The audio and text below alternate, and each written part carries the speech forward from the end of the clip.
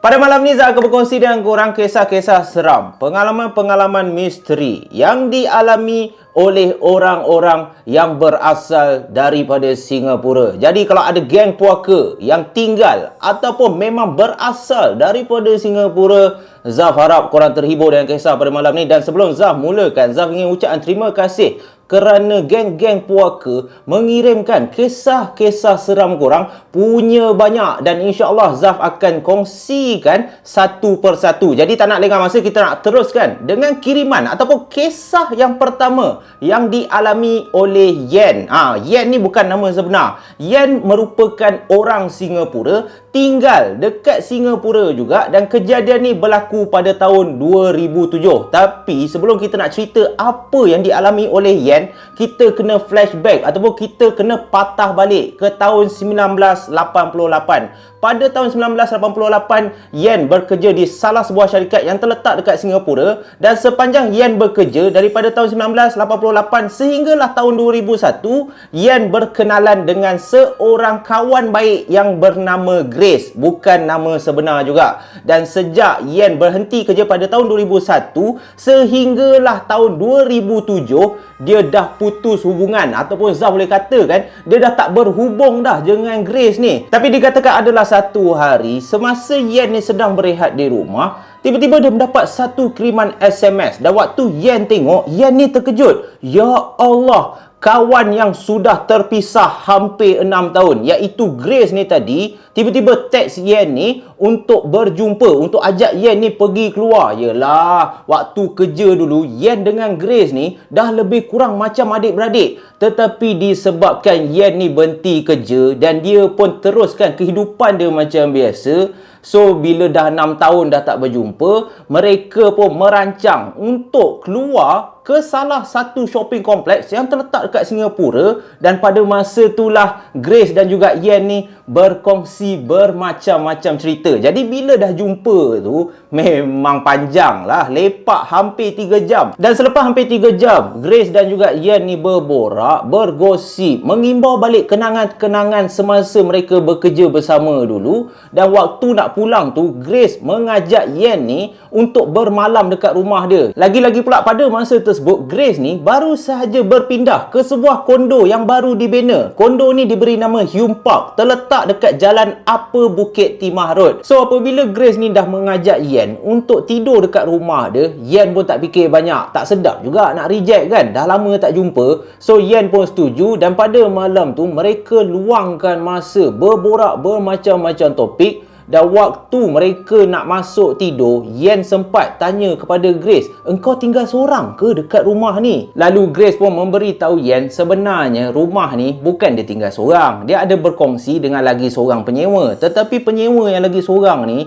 selalu tak ada kat rumah. Kalau balik ke rumah pun dalam seminggu 2 je. Sebab itulah Grace mempelawa Yen untuk teman dia tidur pada malam tu. Jadi bila nak masuk tidur, Grace pun mengajak Yen ni untuk tidur sekali dalam bilik dia. Tapi Yen ni reject. Yen ni tak nak. Yen katakan kepada Grace, dia memang tak selesa kalau tidur berdua. Sebab dekat rumah dia memang tak lah, kalau adik-beradik dia ajak tidur sekali pun, Yen ni akan tolak. Dia dah terbiasa tidur seorang. So disebabkan Yen ni tak selesa nak tidur sebilik dengan Grace, dia pun minta izin dia nak tidur dekat area ruang tamu. Dan Grace pun tak ada pilihan lain, dia pun membenarkan lah. Dia bagi bantal, dia bagi selimut. Dan pada malam tu mereka pun tidur berasingan. Tetapi tak ada apa lagi yang berlaku. Dan keesokannya, disebabkan mereka berdua tak bekerja, diorang pun pergilah berjalan-jalan di sekitar bandar Singapura. Dan waktu berjalan-jalan tu, tiba-tiba Grace ni ada menanyakan satu soalan kepada Yen. "Yen, I want to ask you something lah." Tiba speaking kan Grace ni. "Aku nak tanya kau sesuatu lah Yen. Semalam waktu kau tidur kat ruang tamu, kau ada rasa apa-apa pelik tak?" Bila Grace tanya macam tu, Yen ni menggelengkan kepala. "Rasa pelik? Apa maksud kau?" Lalu Grace pun hanya mengukir senyuman, dan dia bagi tahu Yen, "Tak ada apalah, takutlah kau tak selesa. Engkau kan first time tidur dekat rumah aku." So mereka pun meneruskan aktiviti macam biasa. Dan pada hari tersebut, lagi sekali Grace ni mengajak Yen ni untuk teman dia lagi satu malam. Please lah Yen, aku tinggal seorang lah. Lagipun aku rasa tak puas tau. Lagipun esok kita cuti lagi kan. You pun tak kerja lagi kan.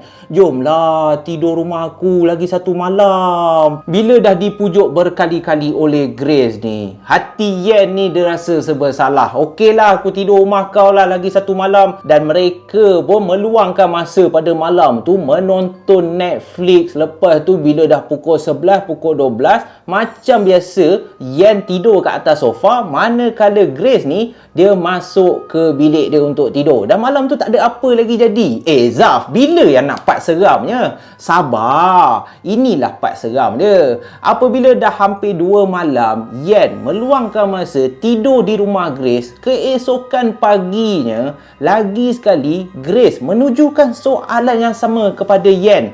You feel something? Tiba speaking. Engkau ada rasa apa-apa tak Yen? So bila dah 2 kali, Yen ni pun tanya Grace, apa maksud kau ni? Rasa apa? Aku tidur kat rumah kau tak ada apa pun, lena je. Kenapa ni? Cuba kau bagi tahu apa yang jadi sebenarnya. Dan waktu tu dia orang dekat dalam rumah. Jadi Grace ni bagi tahu Yen, apa kata kita pergi keluar makan, nanti aku bagi tahu kau. So Yen pun bersetujulah. Dalam hati dia tak fikir apa lagi tau. Cumanya dia pelik. Kenapa 2 kali Grace ni tanya dia, ada apa-apa yang pelik ke? Engkau ada rasa apa-apa ke?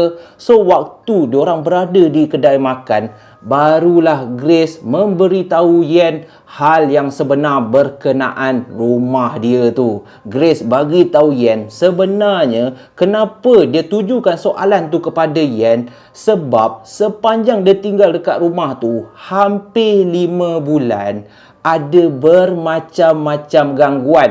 Boleh dikatakan hampir setiap malam pintu bilik Grace akan diketuk. Dan bukan sahaja bunyi ketukan di pintu, Grace turut terdengar bunyi tangisan seorang perempuan dekat dalam rumah tu.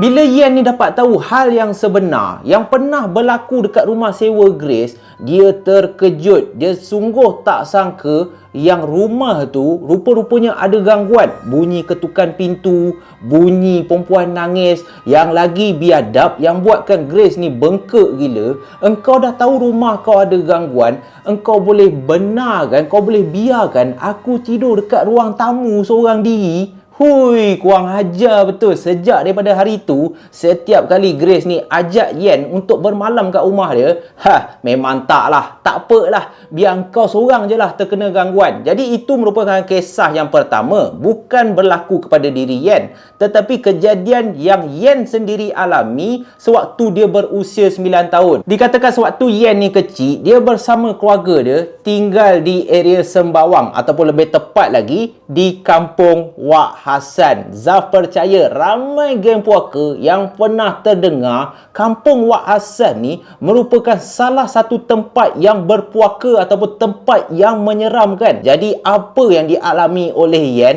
memang menyeramkan. Sepanjang dia tinggal dekat kampung Wak Hassan, telah berlaku satu kejadian yang tidak dapat dilupakan oleh Yen. Sewaktu Yen ni tinggal bersama keluarga dia dekat kampung Wak Hassan, ada satu kejadian yang Yen tak dapat lupakan. Dikatakan dekat kampung tu, betul-betul kat sebelah rumah Yen, ada satu longkang kecil. Dekat kawasan longkang tu lah, Yen bersama adik-beradik dia akan bermain bermacam-macam jenis permainan. Dan setiap kali Yen ni main dekat area longkang, dia akan terjumpa beberapa biji guli. Tak kisahlah, setiap hari dia main kat situ, setiap hari jugalah dia akan jumpa guli yang kecil-kecil. Kadang ada 4, kadang ada 5. Dan Yen ni akan bawa balik guli tu, dia akan simpan simpan kat dalam satu bekas dan dia letakkan di dalam bilik dia. So bila dah setiap hari, dia pun pelik, tak tahu guli tu datang daripada mana. Tapi bila dia main kat longkang tu, sebelum dia pulang ke rumah, mesti dia akan jumpa guli. So apabila hampir setiap hari dia dah jumpa guli dekat dalam longkang, Yen ni pun bawa balik, dan guli-guli ni dia akan gunakan untuk bermain congkak bersama nenek dia.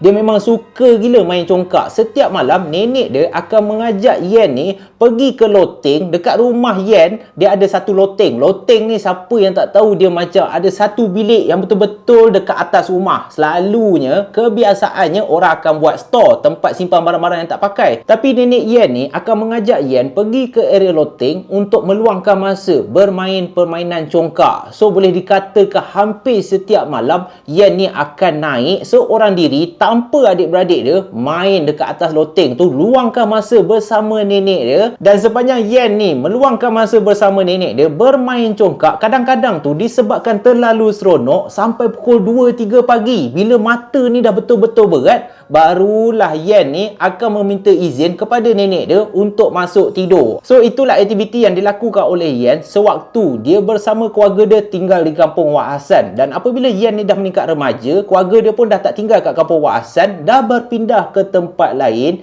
Yen ni terkejut sewaktu dia berborak dengan ibu dia, tengah duk sakan cerita kenangan-kenangan waktu mereka tinggal kat kampung Wak Hassan. Waktu Yen ni kecil, dia suka luangkan masa bersama nenek, lepas tu main congkak dekat atas loteng. Apabila ibu Yen ni dengar, ibu Yen ada menunjukkan satu soalan.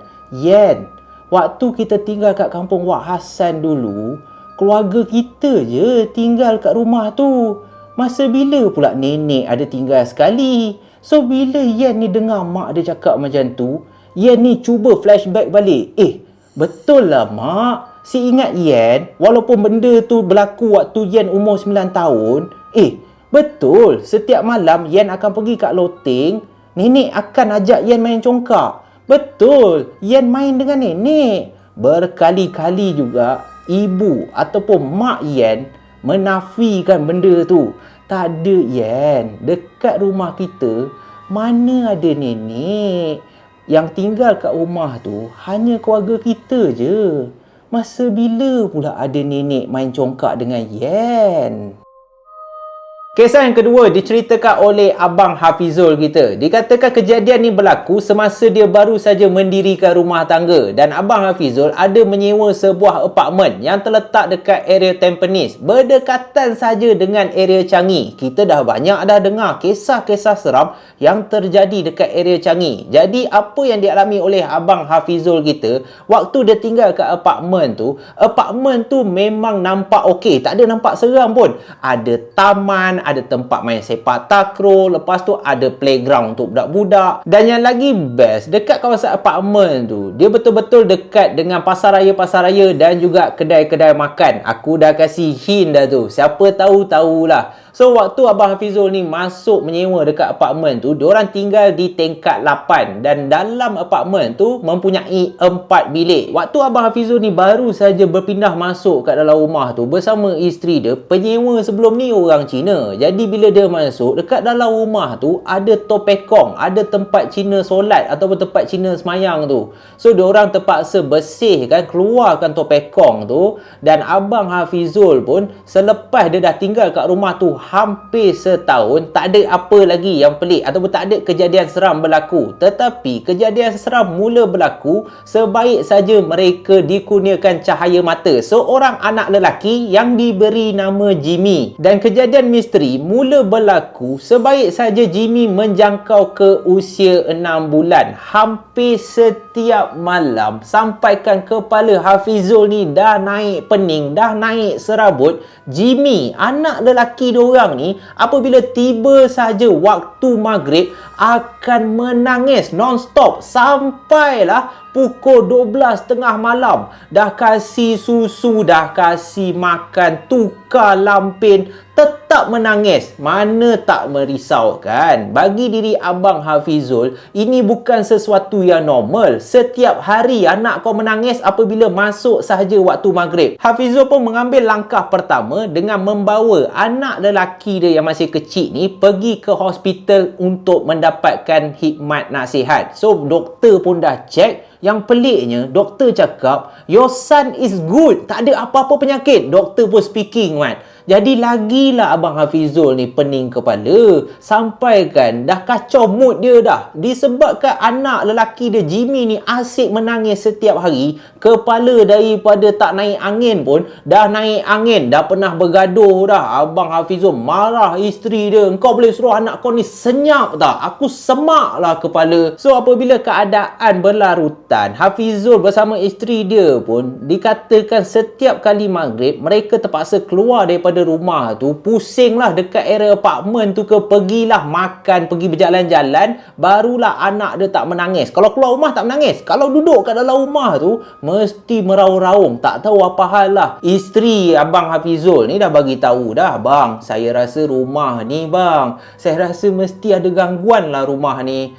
Tapi seperti kebanyakan lelaki ataupun kebanyakan suami, apabila isteri mengadu yang rumah ni kemungkinan ada gangguan-gangguan mistik, apa yang Abang Hafizul cakap? Hei, jangan mengarut lah. Saya duduk kat rumah ni tak ada apa pun. Biasalah, kadang-kadang budak ni dia macam-macam kerenah. Lagi-lagi pula awak mak dia, awak pun banyak kerenah. Saya tak heran lah anak kita ni pun banyak kerenah. Abang Hafizul tak percaya, Mat. Dia buat relax je. Sedangkan sepanjang Abang Hafizul tinggal kat apartmen tu, dia pernah lah beberapa kali lepak dekat area taman tu. So bila lepak kat area taman, dia pun berborak dengan budak-budak yang duduk kat situ juga, yang tengah main sepak takraw tu. Dan budak-budak tu cakap dekat kawasan apartmen tu memang keras sikit. Diorang pernah terkena waktu main sepak takraw kat taman. Time tu dah nak hampir maghrib. Diorang pernah ternampak ada seorang perempuan berjalan seorang diri. Pada awalnya budak-budak ni tak ada hirau lah kan. Biasalah perempuan jalan seorang-seorang, nak healing sampai ke pagi lah kot. Oh no, tak balik. Tu lagu. So bila nampak perempuan tu jalan seorang diri, budak-budak yang main sepak takraw ni diorang tak layan. Tetapi apa yang buat diorang bertempiaran, lari tak cukup tanah, perempuan yang jalan seorang diri ni tiba-tiba merangkak macam seekor biawak memanjat pokok besar yang ada kat taman tu. So bila budak-budak ni nampak ada seorang perempuan yang tadinya jalan normal je, tiba-tiba panjat pokok, memang cabut lah, Mat. Itu tak apa lagi. Ada juga budak-budak ni katakan selain daripada jelmaan kakak cantik yang berjalan seorang diri kat taman, mereka juga pernah ternampak ada susuk tubuh orang tua yang lebih kurang umur 80 tahun berjalan seorang diri pada waktu maghrib. Dan apabila mereka perhatikan pakcik ni yang daripada tadi terbongkok-bongkok macam tak larat, secara tiba-tiba apabila berhampiran dengan pokok besar yang dikatakan memang berpenunggu tu, pakcik ni sama macam kakak cantik tadi. Daripada orang tua yang tak larat, dengan laju pakcik ni merangkak naik terus dekat atas pokok. Dan boleh terdengar pakcik ni sambil dia panjat, dia ketawa dengan cukup nyaring.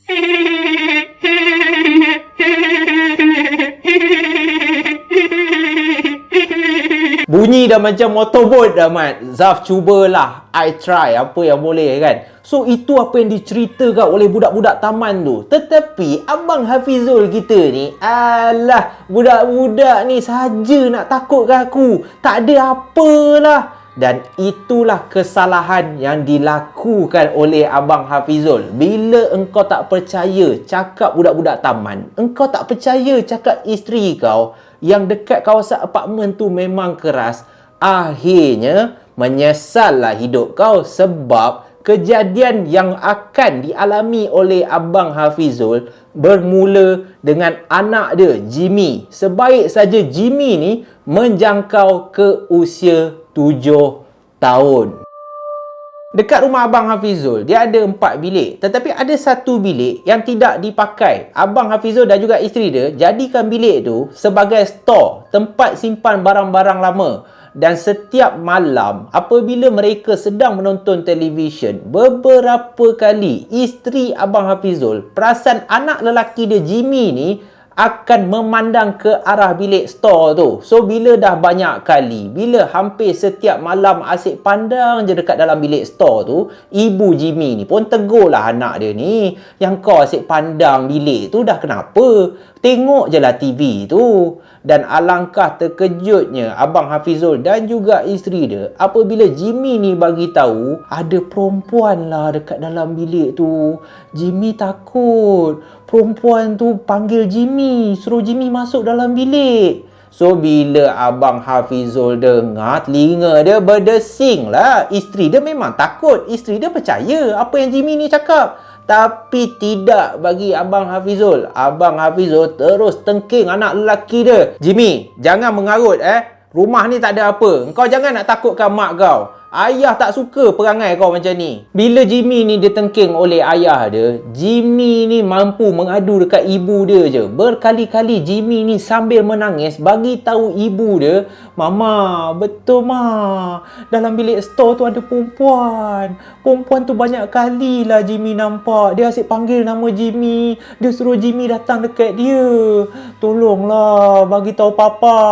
Tapi apakan daya, ibu Jimmy ni nak buat apa? Bapak kau tu degil kepala dongga, kau tahu tak? Dia tak percaya. Kau tunggu je lah. Esok lusa kalau dia terkena, baru dia ada akal. Dan akhirnya, doa seorang isteri menjadi realiti. Dikatakan adalah satu malam ni, apabila Abang Hafizul ni, dia baru keluar lepak bersama kawan-kawan dia. Pergi minum lah kan. Biasalah, dah kahwin pun nak pergi minum kat lagi. So, waktu tu dia balik agak lewat, dalam pukul 11 lebih. Dan untuk menuju ke rumah dia, daripada basement tu, dia kena naik lift. Dan betul-betul kat sebelah lift, ada tangga. Pada masa itulah, Abang Hafizul terdengar dekat area tangga tu, ada bunyi tangisan seorang perempuan.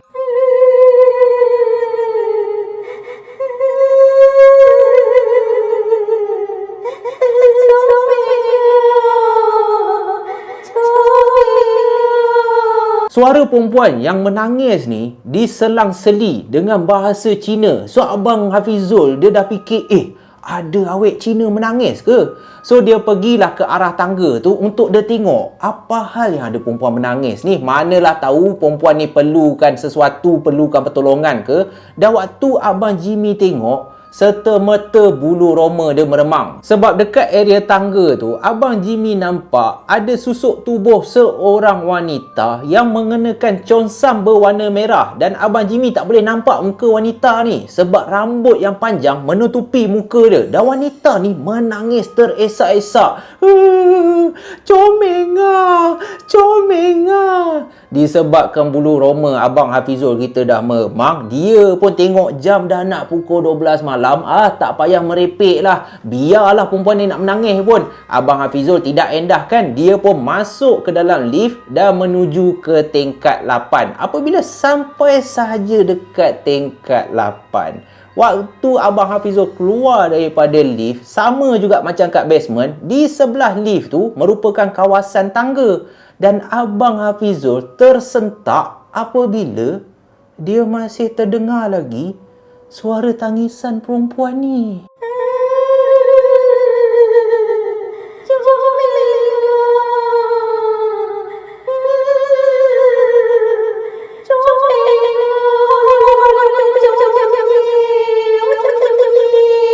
Hantu cakap Cina, Mat. Lagilah Abang Hafizul kita ni, dalam hati dia, mulut dia pun dah terkumat kamit dah. Astaghfirullahalazim, astaghfirullahalazim. Tadinya berani sangat. Biasalah, bila tak terkena gangguan, memang kau cakap gebang. Sama tak macam Abang Hafizul ni. So, bila dia nampak kelibat perempuan yang sama, yang dia jumpa dekat basement tadi, ada dekat tingkat 8, duduk kat area tangga tu, perempuan yang mengenakan congsam berwarna merah. Abang Hafizul tak cerita banyak. dia terus lari. Waktu dia nak buka pintu rumah tu, tangan, kaki semua dah menggigil dah. Sebab dia takut lah hantu ni buat dia tiba-tiba muncul kat belakang dia ke. Abang Hafizul cepat-cepat buka pintu dan sebaik saja dia hempas pintu tu, dia berada dekat area ruang tamu. Lagi sekali Abang Hafizul seakan-akan tidak percaya.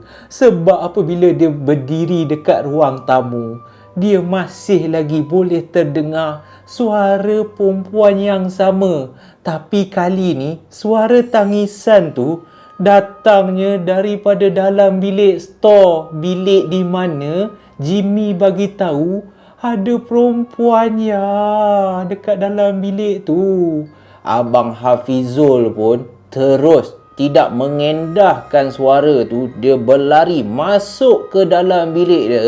Dan Abang Hafizul dapati dekat dalam bilik dia ada seorang perempuan yang tengah duduk dekat atas katil. So Abang Hafizul bila nampak isteri dia, legalah hati dia.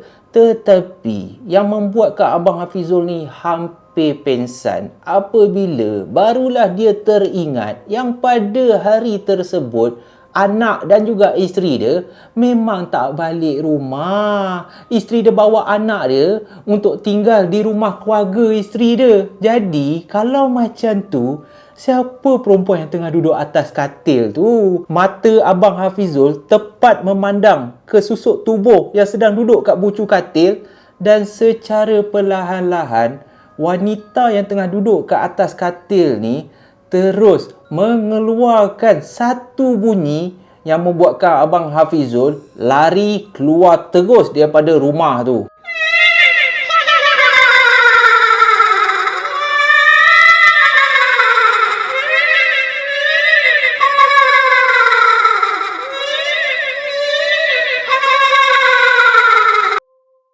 Selepas Abang Hafizul mengalami kejadian yang seram, Abang Hafizul pun menceritakan pengalaman kepada isteri dia dan isteri Abang Hafizul ni mampu gelakkan laki dia ni. Itulah orang cakap tak percaya dulu. So apa kita nak buat? Lalu Abang Hafizul pun mencadangkan untuk mereka memanggil seorang ustaz untuk bersihkan rumah tu daripada sebarang gangguan dan ingin dapatkan jawapan kenapa wanita ni sering kali mengganggu anak lelaki diorang yang bernama Jimmy ni.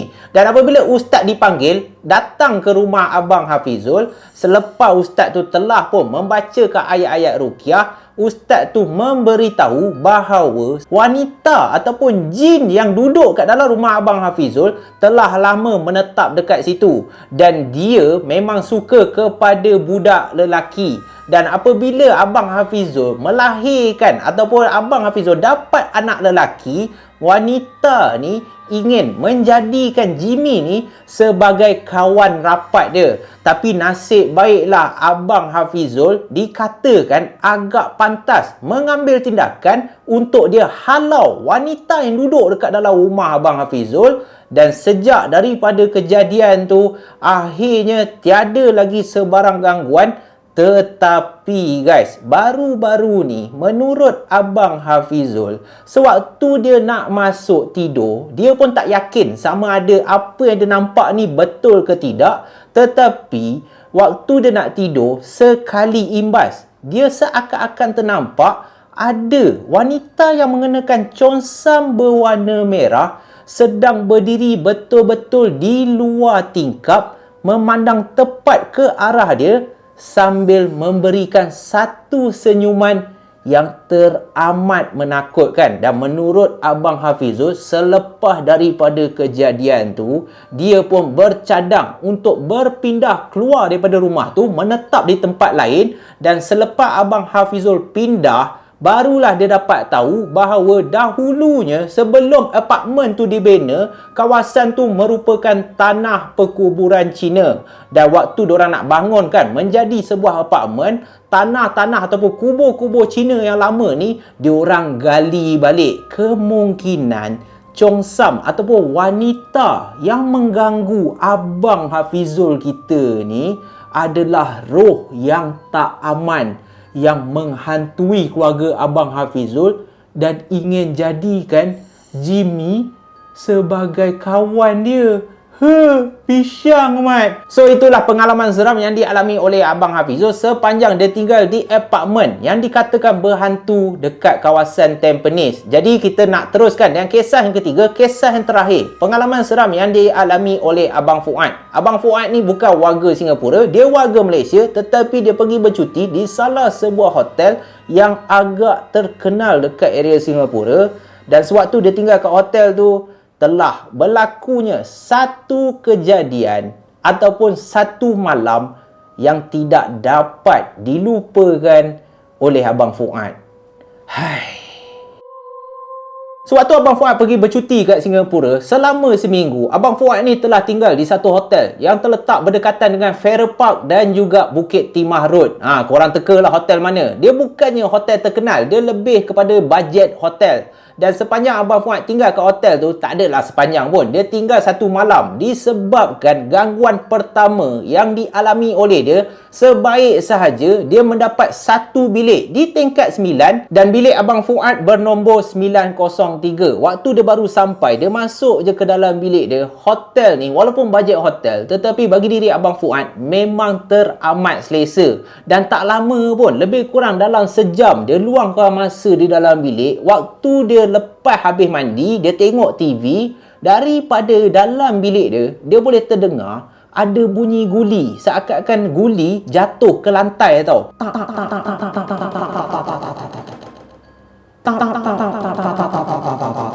Bila dia terdengar 2-3 kali bunyi guli, pada awalnya Abang Fuad ni dia tak ada rasa takut pun, sebab bagi diri dia kemungkinan jelah guest hotel yang lain lah, pelanggan hotel yang tinggal kat bilik atas ni budak-budak main guli lah kot. Tapi yang buat Abang Fuad ni dia meremang sedikit, bila dia nak pergi ke tandas, dia perasan dekat dalam hotel tu lantai dia lantai kapet.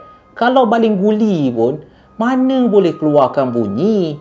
So kalau dekat tingkat dia lantai kapet, takkanlah bilik kat tingkat atas lantai kayu. Memang tak logik lah. Dia pun tidak endahkan, dan apabila malam dia pun keluarlah pergi makan. Lepas dah pergi makan apa semua, dalam pukul 10 malam dia nak pulang ke bilik dia. Sewaktu Abang Fuad naik ke tingkat 9 untuk masuk ke dalam bilik dia, dia terserempak dengan seorang pakcik tua yang duduk betul-betul berhadapan bilik Abang Fuad. Kiranya bilik Abang Fuad kat sini, bilik pakcik tua yang dikatakan berbangsa Cina ni, usia lebih kurang 70 tahun, duduk betul-betul berhadapan dengan bilik Abang Fuad. Jadi bila nampak orang tua ni masuk ke dalam bilik, Abang Fuad pun sebagai warga negara yang hormat kepada orang tua, Abang Fuad tak fikir apa, dia tegurlah pakcik ni. "Hello uncle, you okay uncle? You tinggal seorang ke uncle?" Dan uncle Cina ni memalingkan muka dia memandang Fuad, dan uncle Cina ni tak cakap apa, dia hanya senyum je ke arah Fuad. Jadi Fuad pun senyum lah balik. Tak apalah, orang tua ni maybe penat kot. Dan lepas tu pakcik tua Cina ni pun masuk ke dalam bilik dia. Abang Fuad pun masuk ke dalam bilik dia, dan segalanya nampak normal. Tetapi apabila Abang Fuad ni nak tidur pada belah malam tu, ni baru hari pertama tau, dalam pukul 1 pagi, Abang Fuad ni tidur dia terganggu disebabkan dia boleh dengar dengan cukup kuat ada bunyi seakan-akan orang dalam kesakitan. Orang ni bukan menangis, tetapi meraung, guys.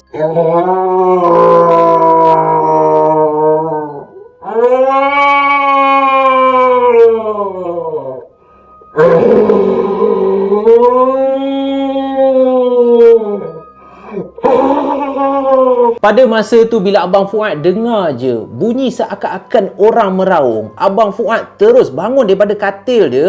Dia pun pusing di sekeliling bilik dia. Dia nak cari daripada mana datang bunyi ni. Dia pergi dalam bilik air, tak ada pula bunyi. Dia dengar melalui tingkap, manalah tahu dekat luar hotel ke. Tapi bukan. Dan selepas Abang Fuad ni dah pusing keliling bilik dia, dia akhirnya perasan yang bunyi ni, bunyi seakan-akan orang meraung ni, datangnya daripada bilik depan, bilik Uncle Cina ni jadi. Jadi Abang Fuad pun, dia pakai slipper dia buka pintu bilik, dan memang betul, makin kuat, makin jelas dia boleh dengar bunyi raungan seakan-akan orang tua ni berada dalam keadaan yang teramat sakit. So disebabkan Abang Fuad ni takut apa-apa terjadi kepada pakcik tua ni tadi, Abang Fuad pun ketuk berkali-kali. Uncle!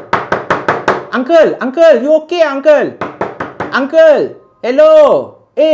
Uncle buka pintu. Uncle buka pintu. Tapi segala ketukan dan juga laungan yang diberikan oleh Abang Fuad tidak disahut balik. Suara raungan daripada pakcik tua ni masih lagi kedengaran. Tapi pakcik tua yang berbangsa Cina ni tak buka pintu. Jadi disebabkan Abang Fuad ni dah gelabah gila, dia lebih risaukan keadaan pakcik ni. Manalah tahu sakit jantung ke, sesak nafas ke. So Abang Fuad pun terus berlari ke lobi hotel. Dan bila sampai saja dekat bahagian lobi hotel, Abang Fuad pun pergi dekat bahagian kaunter tu, terus bagi tahu perempuan yang kerja kat hotel tu, dia tinggal dekat tingkat 9. Betul-betul dekat depan bilik dia ada pakcik tua. Kemungkinan pakcik tua ni dalam bahaya. Saya boleh dengar dia menjerit dengan kuat. Abang Fuad bersemangat ni cerita.